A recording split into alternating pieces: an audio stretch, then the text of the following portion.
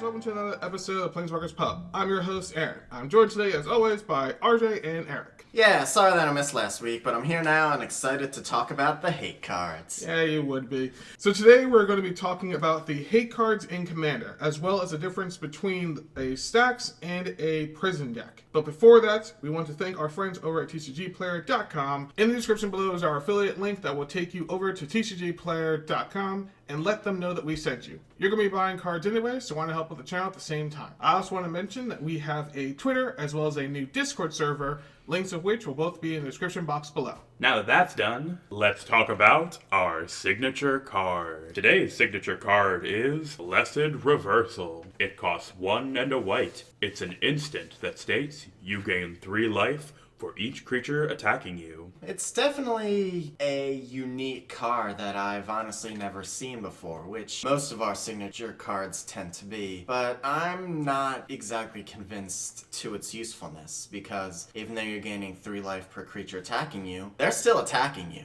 So you still take any of the damage they would have dealt, and any attack triggers that might have happened. Like Ulamog, for example. This is sort of a different way to fog. So that's the essential idea with this. Say someone's token swarming you. Oh no, I'm getting hit with 1,000,000 1/1s because this person went infinite. Oh wait, I just gained 3 million life. That's cool. Also, even if you just wanted a fog effect, if you were running a life gain deck, I would put this over a fog. Because this one, you're gaining that life, you're getting your triggers on top of preventing the damage you'd be taking. If they say, alright, I'm going to swing in with, 1,000 of these 2/2s, you're technically gaining 1 life per each 2/2 hitting you, so you're still good. And kind of like RJ mentioned, the thing with the fog, the reason why people don't like that so much is because it's a one-time use that just says, hey, they didn't have an attack step. This can actually turn the tides a lot. I don't know, it's a really, really cool card. It's a cool combat effect, if nothing else, or a little combat trick, I guess. But I do agree with Eric that, yes, the Ulamog Annihilator trigger, you're still have to annihilate a couple of your permanents. Yes, you're still taking that damage, so if it's like, you're only gaining, let's say, 6 life, but you're taking 12 damage. Or if it's the Ulamog without Annihilator, it's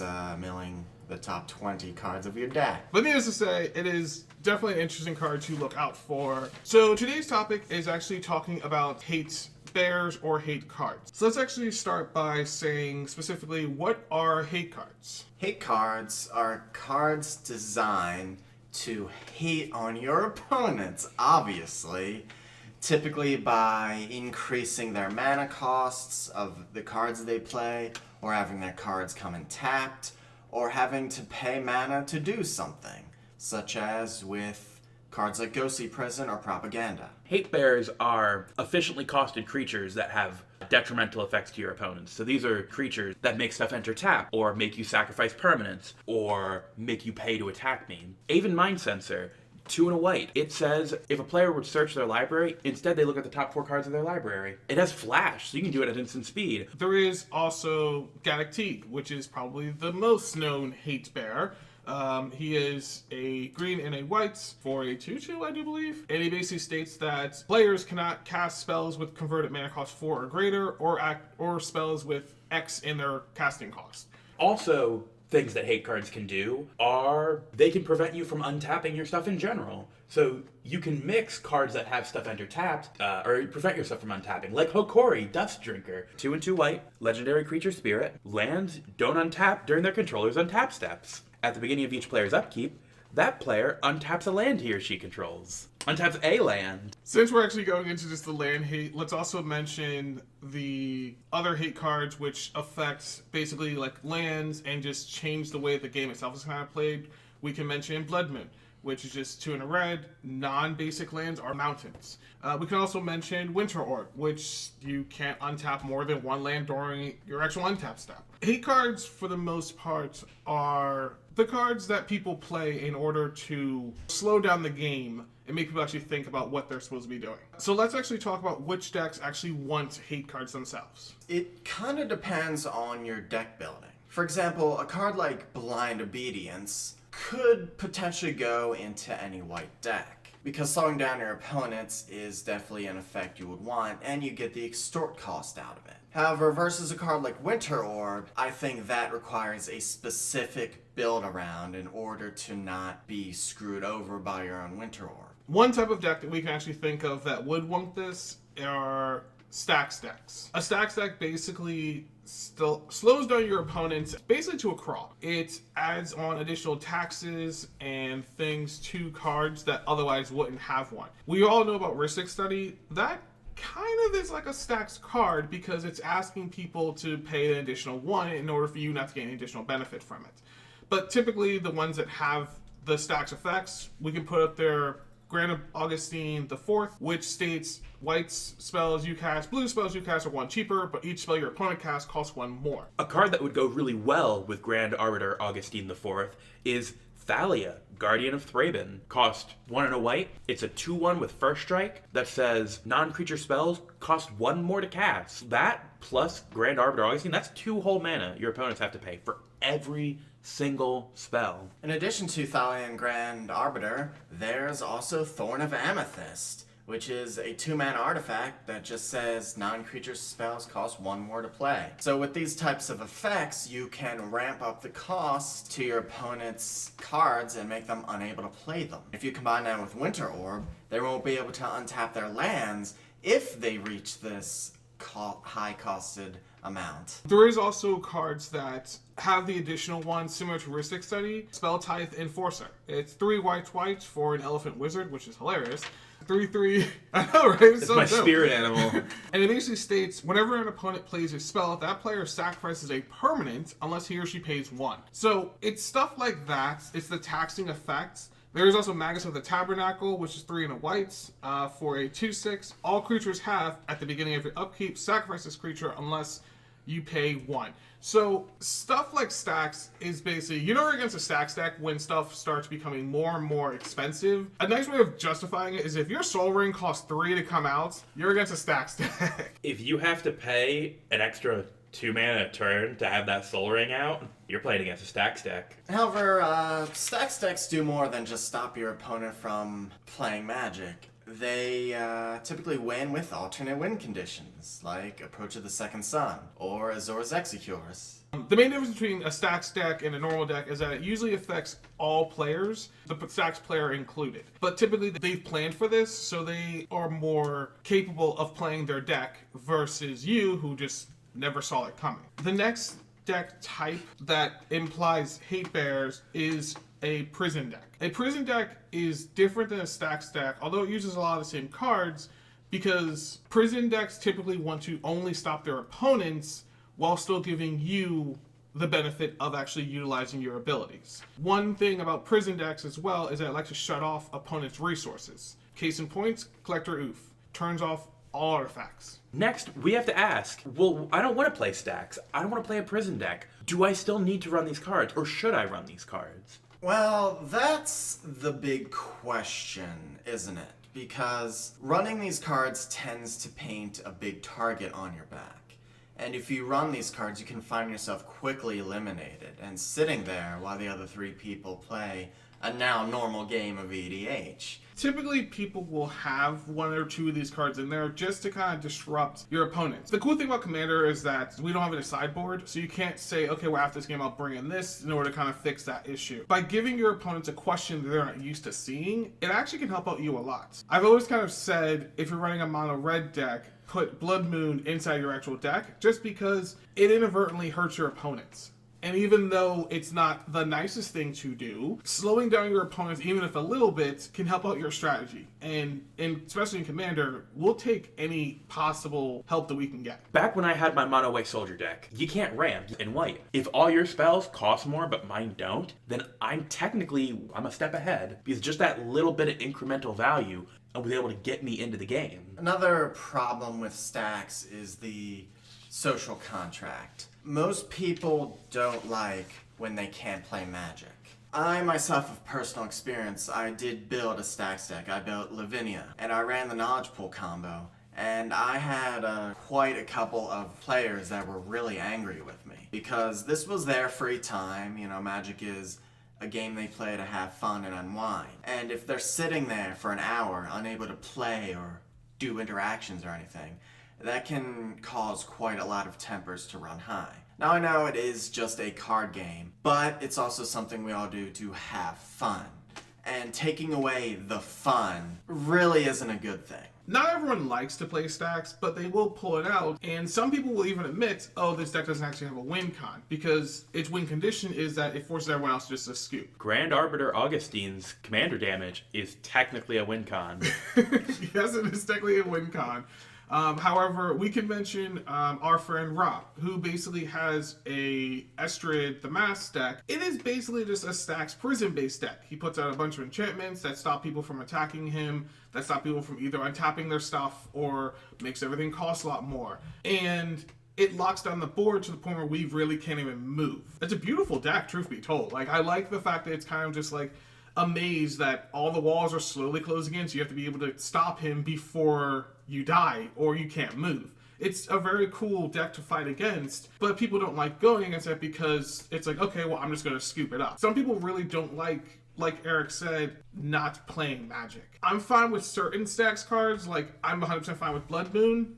I'm fine with Aven Mind Sensor, depending on which deck I'm using. Stacks cards, as well as prison cards, are there in the formats because it changes the way you play the game. And in my personal opinion, anything that says this game is going to be slightly different than the last one, I'm always down for. Another thing about stacks is that they can have a role in competitive tables. Let's say you don't have a $1,000 combo deck, but you might have a couple $100 stacks deck. You could sit down at the CEDH table and keep up with them. By which I mean slow them down enough to be a credible threat and may even pull off a win yourself. Stacks can help you meet their level or drag the power level down as you slow the game down. Because CEDH is all about speed, and if they don't have the speed, then their decks are very much less effective. There's also a sort of weird social thing you can do with a stacks deck. Rather than playing a stacks deck and thinking, ooh, I want to win this game, if your idea going into a stacks game is, I want to add this extra level to the game, it adds more conversation to your game. It adds more flavor than just, oh, we're all going to play big scary creatures and beat each other down, or let's see who can combo off the fastest. This adds nuance. You can, even if you get taken out early, you know, I played the part that I walked into.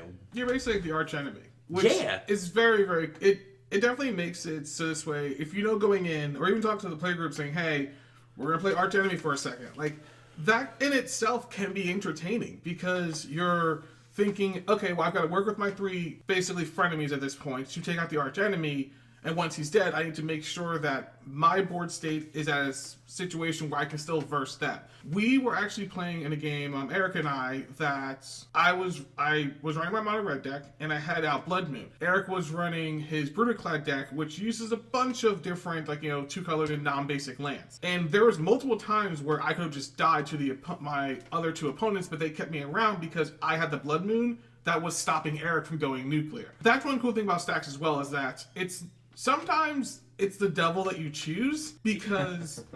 Well, that's the thing, because realistically, Eric, if they had killed me, you would have won that game. I know. I so modest. He might be angry about it, but he can't be that angry because he knows that's the only reason why I was kept around, which is kind of great. It's the same principle that if someone has Gaddock Teeg on the field. Gaddock Teeg is one of those cards that will stick around longer than people give it credit for. Some people will think, oh, Gaddock Teeg shows up, people just instantly just path to exile it. They don't. Gaddock Teeg will at least last usually 1 rotation, unless it's against your direct strategy. Because people will just see, okay, well, Aaron dropped it, but let's see what RJ does. It doesn't really do anything, he's not really affected, Eric doesn't do anything, Pope doesn't really do anything. I guess we can keep it around just because it keeps everything on a very mellow level. And the cool thing about Gaddock Teeg is that you can basically guarantee there's not going to be any board wipes coming. You can basically guarantee there's not going to be any, Hydras or giant X spells that are coming, which is kind of great.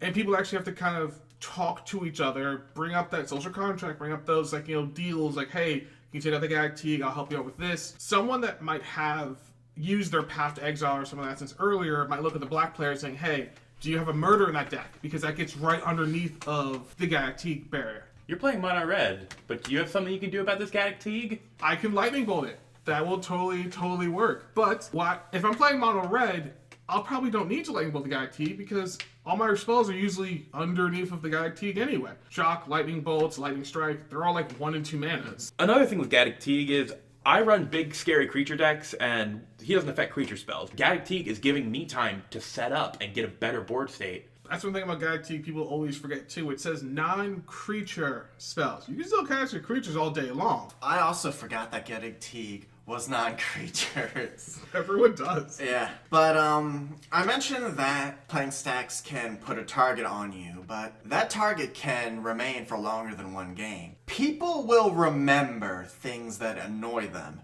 rather than things that are scary. I remember a game I played, someone played Alter the Brood, which I know isn't a stacks card, but it was a card that annoyed everyone because they played it turn 1. And that player was eliminated first, despite them not being the threat in that game at the time.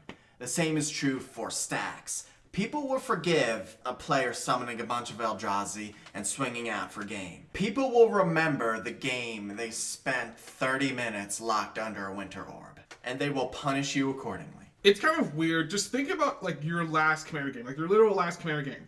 Who won? There's a good chance. There's a good chance it was Rob. There's a good chance it was Rob. But there's also a good chance you can't remember necessarily who won. But you remember that crazy thing that you did, like, turn 3 or whatever. Like, for instance, I don't remember who won the game or even who was playing the game I was in where I, turn 2, got out I reanimate a giant demon. I just remember that cool effect. RJ and I actually versed a person that used Gaddock Teeg as a Voltron commander. If you've never versed a Gaddock Teeg Voltron deck, you should try it. It was hilarious because there was nothing we could do.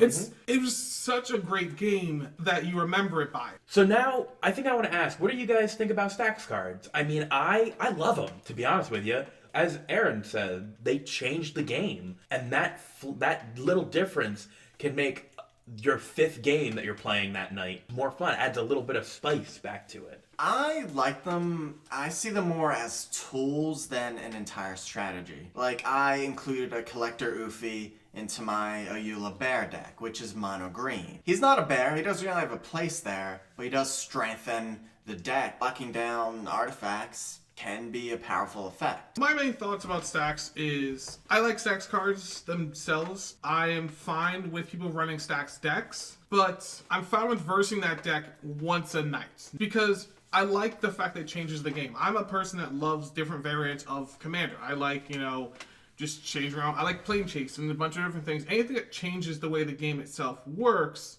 as a whole, I'm fine with. Just because it puts the game onto a clock that otherwise wouldn't have one when someone runs a stacks deck. Because you're like, okay, I have X amount of turns to stop you and convince everyone else to stop you. Otherwise, I just lose. The other problem is the direct opposite of what you just described, Aaron. When you have unlimited time because the stacks has no win con, or the win con takes a million turns to get to, or the stacks deck is relying on your opponents to scoop. I don't want an EDH game to last 3 hours because no one could do anything and everyone refused to scoop. And I have experienced these types of games and they're not fun. Aaron doesn't like to scoop. I refuse to scoop because I say if I can blatantly see on board, I am dead or I cannot do anything. A couple of times I actually legitimately did scoop that wasn't necessarily win on board.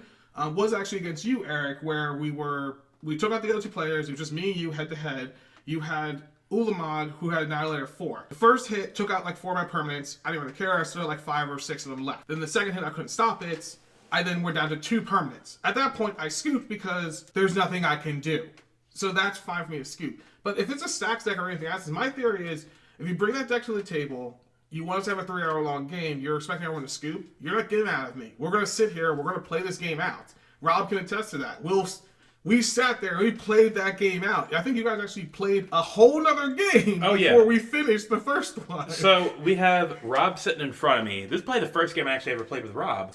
I had Aaron on my right. I had our friend Luke sitting across. And me and Luke were both knocked out pretty early. And then it was just knowledge pool versus Aaron thinking his Planeswalkers were going to do something. And so me and Luke just played an entire other game. It was a one-on-one. About 20-minute one-on-one. Yeah, it was about a 20-minute 1v1 while Rob and I finished it up because I just refused to scoop it up. Because once again, and especially in Commander, there's always something you can possibly do. I also like not scooping because you can't see what your deck can truly do unless it's put its back against the wall. And it's very hard to see that if you always scoop whenever the first sign of danger shows up or something like that. plus Rob didn't have the win on board. He had to still dig for it. So if he was digging for his win con, that meant I could still dig for a way of getting out of it. So all that being said, I know that was kind of a roundabout way of explaining a bunch of different things. This was definitely a disconjointed episode, but hey, sometimes you get them. One of the upsides, though, of every single episode is jumping over to our favorite episode, which is going to be Last Call. Last call! You don't have to go home, but you can't stay here. All right, so final thoughts and a question to the people listening is, what is your thoughts on Hate Bears and stacks and basically just prison decks